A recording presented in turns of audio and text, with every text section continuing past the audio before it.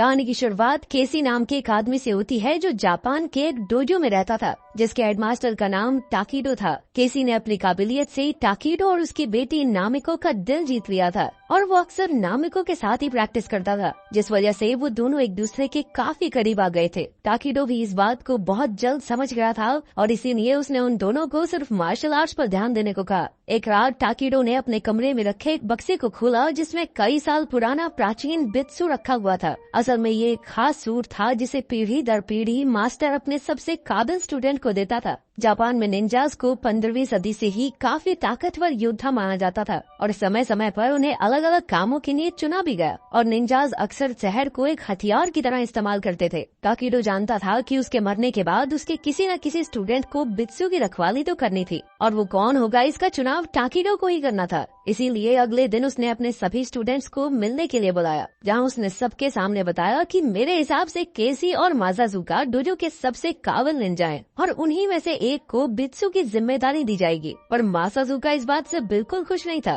क्योंकि वो खुद को केसी से ज्यादा काबिल और ताकतवर मानता था और साथ ही उसे केसी और नामिको के बीच बढ़ती करीबी से भी बहुत ज्यादा जलन होती थी। वहीं दूसरी ओर केसी अपने माता पिता के गुजर जाने के बाद बचपन से ही डोजो में रह रहा था और उसने अपनी मेहनत से खुद को सबसे ज्यादा ताकतवर बनाया था। उस दिन के बाद से ही केसी और माज़ाज़ुका अपनी अपनी तैयारी में लग गए, लेकिन केसी हर रोज देर रात तक मेहनत करता, जिसे देखकर सभी लोग हैरान थे। लड़ाई से एक रात पहले माज़ाज़ुका ने केसी को उसके बीते हुए कल के बारे में याद दिलाकर नीचा दिखाने की कोशिश की, लेकिन तभी टाकिडो भी वहां पहुंच गया और उसने माज़ाज़ुका को उसकी इस गलती के लिए काफी डांट लगाई। अगली सुबह सभी स्टूडेंट्स के सामने टाकिडो ने केसी और माज़ाज़ुका के बीच होने वाले मुकाबले का ऐलान किया और इस मुकाबले को जीतने वाला ही डोजो और बित्सु का अगला वारिस होगा। मैच शुरू होते ही माज़ाज़ुका ने अपने दिल में भरी हुई नफरत की वजह से केसी पर जोरदार हमला करना शुरू कर दिया और जैसे ही टाकिडो को उसकी इस नीयत के बारे में पता चला तो उसने माज़ाज़ुका को वहीं रुकने को कहा, पर वो रुकने के लिए बिल्कुल तैयार नहीं था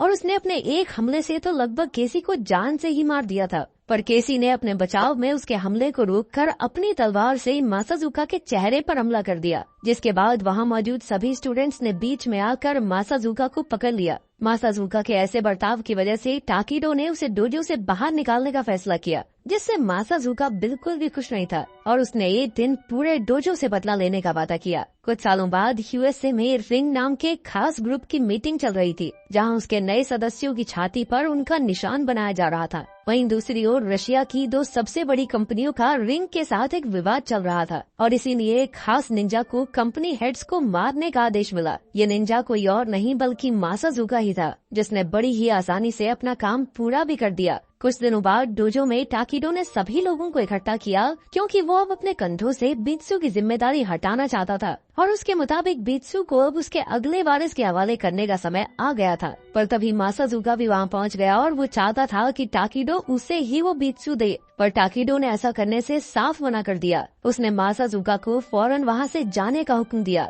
माज़ाज़ुका ने उसे दोबारा याद दिलाया कि अभी तो जा रहा हूँ, लेकिन बदला जरूर लूंगा। उसकी ये बात सुनकर टाकिडो समझ गया कि जल्द ही उनके ऊपर हमला होने वाला है और इसीलिए उसने बित्सु को संभालने की जिम्मेदारी केसी को दी, क्योंकि उसके मुताबिक सिर्फ केसी ही नामिको और बित्सु का ध्यान रख सकता था। जिसके बाद केसी और नामिको बित्सु को लेकर न्यूयॉर्क पहुंच गए, जहां उन्होंने टाकिडो के एक पुराने दोस्त प्रोफेसर गैरिसन की मदद से बित्सु को एक यूनिवर्सिटी में छुपा दिया। वहीं दूसरी ओर माज़ाज़ुका अपने हमले की तैयारी कर रहा था, पर टाकिडो पहले से ही उसकी नीयत के बारे में जानता था और इसीलिए वो पूरी तैयारी के साथ माज़ाज़ुका का इंतजार कर रहा था। वहीं दूसरी ओर केसी अमेरिका में बेफिक्र होकर गैरिसन को अपने बचपन की कहानियां सुना रहा था। उसी शाम माज़ाज़ुका ने डोजो पर हमला कर दिया और देखते ही देखते उसने सभी स्टूडेंट्स को मार गिराया, जिसके बाद वो अपने मास्टर टाकिडो के पास पहुंचा। उसे बित्सु के न्यूयॉर्क में होने की खबर नहीं थी, इसीलिए वो टाकिडो को खत्म करके बित्सु को अपने साथ ले जाना चाहता था। पर थोड़ी देर बाद ही वो समझ गया कि वो इतना ताकतवर नहीं है कि टाकिडो को हरा सके,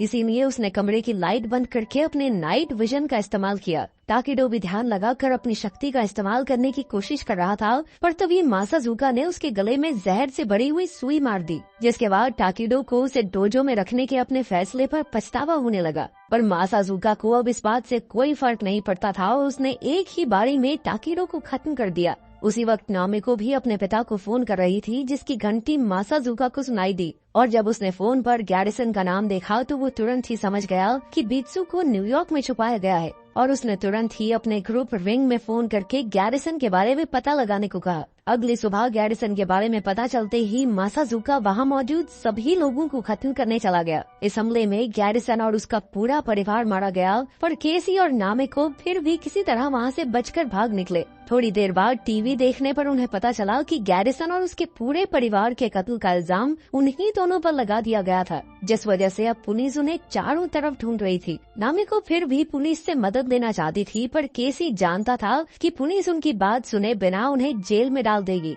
जिसका फायदा उठाकर मासाजुका आराम से बित्सु को चोरी कर सकता है। और इसीलिए उन्हें सबसे पहले बित्सु को किसी महफूज जगह पर छुपाना होगा। अगली सुबह जब केसी की आंख खुली तो उसे नामिको कहीं दिखाई नहीं दी, जिस वजह से वो काफी घबरा गया और तुरंत ही मार्केट की तरफ भागा, जहां नामिको तो उसे मिल गई, पर उस कैफे के मालिक ने अखबार में उन दोनों की तस्वीर देख ली थी, जिस वजह से वो उन्हें शक की नजर से देख रहा था। पर तभी रिंग के 2 आदमियों ने उनके ऊपर हमला कर दिया, लेकिन केसी ने उन दोनों को आसानी से हरा दिया। पर जल्द ही कुछ और लोग उनका पीछा करने लगे, जिनसे बचने के लिए वो दोनों एक ट्रेन पर चढ़ गए। पर वो आदमी इतनी जल्दी हार मानने वाले नहीं थे और उन्होंने पूरी ट्रेन में उन दोनों को ढूंढना शुरू कर दिया। जल्द ही उन्हें केसी और नामिको मिल भी गए और ट्रेन के अंदर ही लड़ाई शुरू हो गई। लेकिन उन दोनों ने भी इतने साल डोजो में झक नहीं मारी थी। वो दोनों कमाल के योद्धा थे, जिन्होंने रिंग के सभी आदमियों को हरा दिया। पर जैसे ही वो दोनों अपनी जान बचाकर ट्रेन से उतरे, तभी पुलिस ने उन्हें चारों तरफ से घेर लिया, जिसके बाद वो उन दोनों को अरेस्ट करके पुलिस स्टेशन ले गए।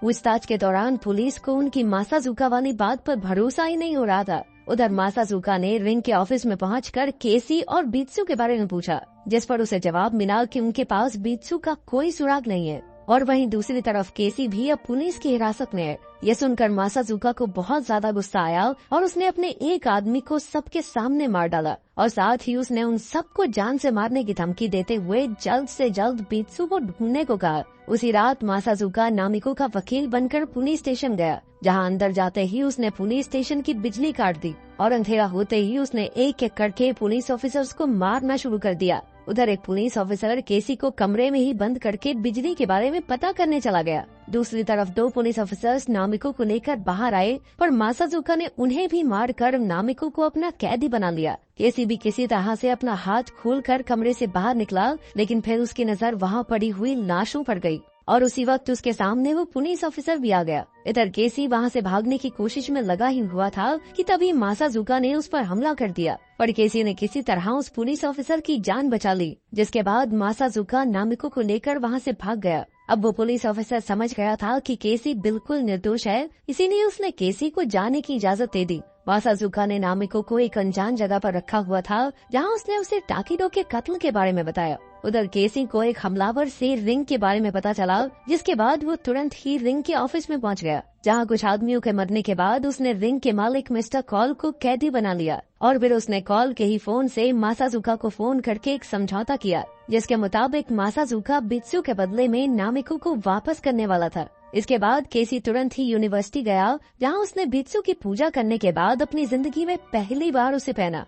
उधर मिस्टर कॉल ने अपने आदमियों को केसी और मासाजुका को जान से मारने का आदेश दिया। थोड़ी देर बाद मासाजुका नामिको को लेकर केसी की बताई हुई लोकेशन पर पहुंच गया, जहां पहुंचते ही केसी ने बित्सु के डब्बे को नीचे लाते हुए उसे नामिको को आजाद करने को कहा, लेकिन असल में वो डब्बा बिल्कुल खाली था, जिसे देखते ही मासाजुका गुस्से से भर गया और तभी उसके सामने केसी आया, जिसने बित्सु पहना हुआ था। पर उनकी लड़ाई शुरू होने से पहले ही रिंग के आदमियों ने उन पर हमला कर दिया, जिसके बाद उन तीनों ने एक साथ मिलकर रिंग के आदमियों का मुकाबला किया। नामिको बित्सु में मौजूद एक खास तीर कमान का इस्तेमाल कर रही थी और तीनों ने एक साथ मिलकर बड़ी ही आसानी से रिंग के सभी आदमियों को खत्म कर दिया, जिसके बाद मासाजुका और केसी आपस में लड़ने लग गए। और इसी बीच मासाजुका ने एक पाइप से नामिको को वही जहर वाली सुई मारी, जिसका इस्तेमाल उसने टाकिडो को मारने के लिए किया था, और इस जहर का एंटीडोट भी उसी के पास था और उसने जानबूझकर केसी की आंखों के सामने वो एंटीडोट जमीन पर गिरा दिया, इसके बाद मासाजुका ने खुद को गायब करने की खास निंजा टेक्निक का इस्तेमाल करते हुए